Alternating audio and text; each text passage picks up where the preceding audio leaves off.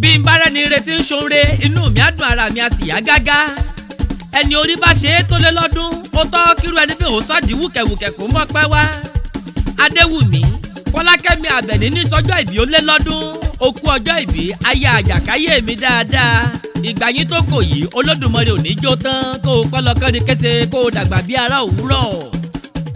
Àbẹ̀ní o Adéwùmí síráàlì òdìdé ìwọlé mi ń ké sí nílílékún aláwọ̀ àbí kó jẹ́ olékún láyé kó o mọ̀ pọ̀ nínú àkóǹkó tó rere gbogbo ni ọjọ́ ìbí tó wọlé dé kó o mọ̀ ọ́ sówó kó o mọ̀ sáìkú tí ṣe bá lè ọ̀rọ̀ gangan ni ohun tí ń dùn mọ́ yín nù ní payín lẹ́kún lọ́lá Olúwa ẹ̀yin ò ní dẹni àgbégbìn bí èbù Adéwùmí mo sọ pé mo bá ọlágbà mo pè ọ́ lóko ó kọ́ là á pẹ́ ládéládé ó kọ́ là á pẹ́ lóyè ńlẹ̀ bàbá tó bí mi lọ́mọ ẹ kú ọjọ́ ìbí obìnrin wàyàgbàrà bí ẹni wá wẹkùn ńlẹ̀ aya Adémọ́lá sí alẹ́ òní ní sọjọ́ ìbí rẹ̀ ò túraká lẹ́gẹ́lẹ́gẹ́ bíi pàṣẹ àtòrì ọ̀pá tẹ́rẹ́ kanlẹ̀ ó kọ̀ọ̀run aláyére tó nínú re agúnlẹ̀yinjú ìbàdí àrán ti tàn rọ́pọ́tọ́ bí ọká máa ti tòròǹdò bí abo tòmátì ẹwà àràmọ̀dá yìí ló múlé yín wù mí inú re tó onígan ló múlé yín yá mi lára lọ ilé Àbẹ̀ní ó kú ọjọ́ ìbí abọ́run wíwé bí ẹ̀là ìlẹ̀kẹ̀ ogbó láíláí lógún ẹ̀dán àdàgbàrá kò ní tìgbé kó o pa láyé ọkọ ò ní kú mọ́ ọ lórí ọmọ ò ní kú mọ́ ọ lọ́wọ́ ohun gbogbo tó o bá dáwọ́lé kó mọ́ ọ yọrí sí rere ni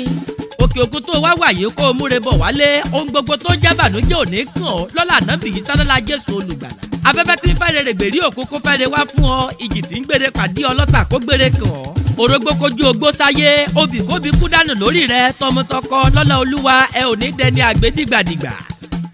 sóhun tó ní ṣe òní ní sọjọ́ ìbí rẹ ọmọ àpèwà àjọyè nílé fún ọmọ alẹ́ nílé oṣù lẹ́ẹ̀kan alẹ́kọ̀ọ́ ńlẹ́ àmọ́jìlá funfun ọmọ arìn òwòrè balùwẹ̀ láàjìn. ńlẹ́ o ọmọ aládé orílẹ̀ mẹ́rìndínlógún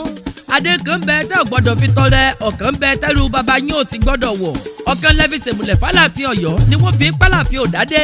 nínú adé Olúfún Aládìkún ńlẹ̀ ti gbà fàlàfin ọmọ aládé chẹ́chẹ́ fún àrìòròlú ọmọ ajakanyangiyangì ńlẹ́ o ọmọ òtẹ̀kúta rọ́ṣẹ́ṣẹ́ ẹ̀yin lọ́mọ òtẹ́ gbòǹgbò ọ̀nà sómi sùúrù láwẹ̀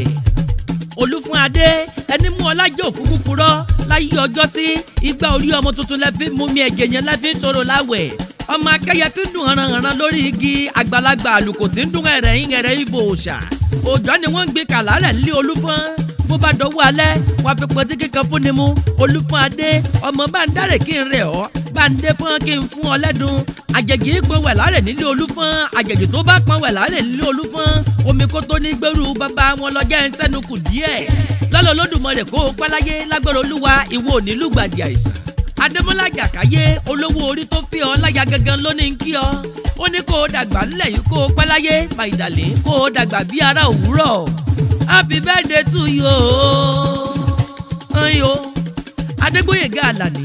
Alani Akewi lèmi ń jẹ́ ilé wa gangan bàbá gbé bí mi ọ̀dẹ̀dẹ̀ wa níyàwó mi dàgbà.